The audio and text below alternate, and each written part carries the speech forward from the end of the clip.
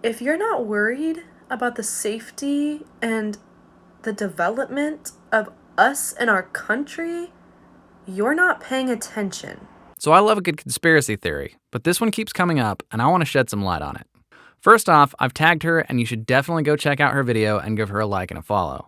She's got a multi-part series where she has some pretty compelling evidence that the recent train derailments were intentional. Now, I definitely agree with her that there's some shady stuff going on right now, but I don't think she's pointing her finger in the right direction, and here's why. In her video, she starts investigating to find the owner of the train company, Norfolk Southern. She ends up finding the majority shareholders are Vanguard and Blackrock. She then goes on to find out who owns Vanguard and Blackrock and finds out that they're both majority shareholders of each other. Now, a lot of similar videos go down the rabbit hole even farther and start looking up the majority shareholders of other public companies. The big scare that they always point out is that Vanguard and BlackRock are almost always the majority shareholders. Now, this fact has sparked tons of conspiracy theories that both Vanguard and BlackRock are evil empires hell-bent on taking over the world. And while I'm sure that there are some shady people that are involved with them, I don't think either of these companies are to blame for the train incident. And I'll give you my thoughts why at the end of this video. First off, I want to clear up this gray area of majority shareholder. When you look up the owner of a publicly traded company, you're going to get confusing results if you don't know how this works. Anyone who buys a share of stock is a shareholder and owns a part of that company. If you buy more shares than anybody else, you would be the majority shareholder. However, shareholders don't have to be people, which is where this seems sketchy. What I think she was trying to look for was the executives and the board of directors, all of which who can be shareholders, but who are actual people. The good news is that publicly traded companies are required by law to disclose the identities of these people. And with a little digging, you can even find out how many shares each of them owns. Here's a quick rundown of how this works. The executives are the C-suite at the company. This is anybody with a title like CEO, CFO, or COO.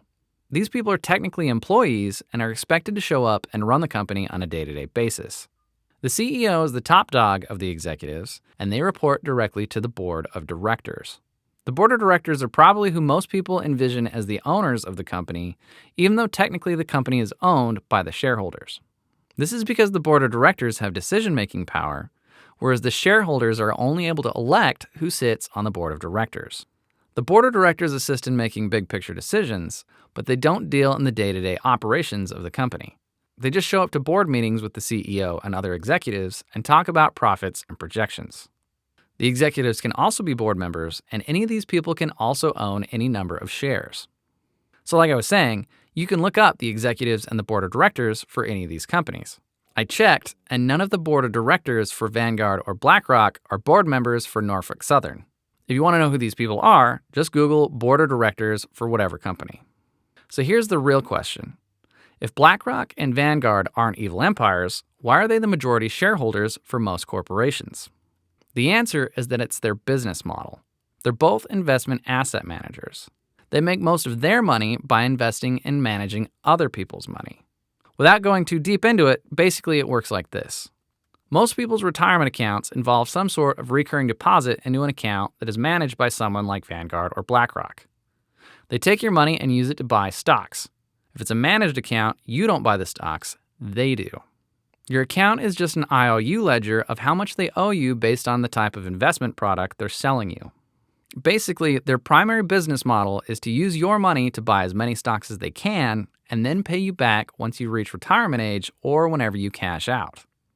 So to be clear, when you see that Vanguard and BlackRock are the majority shareholders of most publicly traded companies, what you're actually seeing is the money the general public has invested in their retirement accounts.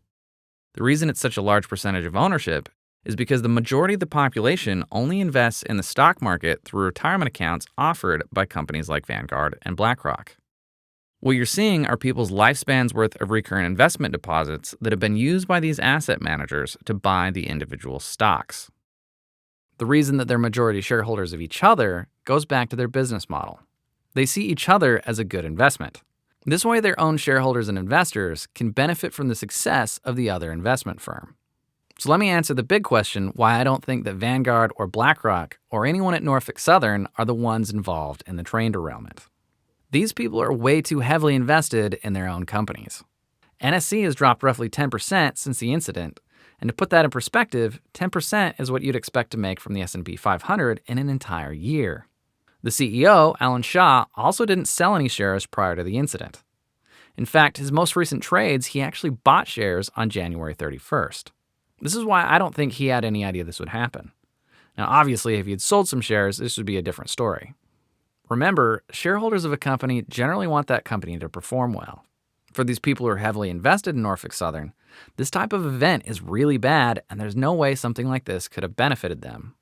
When you think about the motivation for something like this, the good news is that you can pretty much always assume that the shareholders, board members, and executives are profit-driven.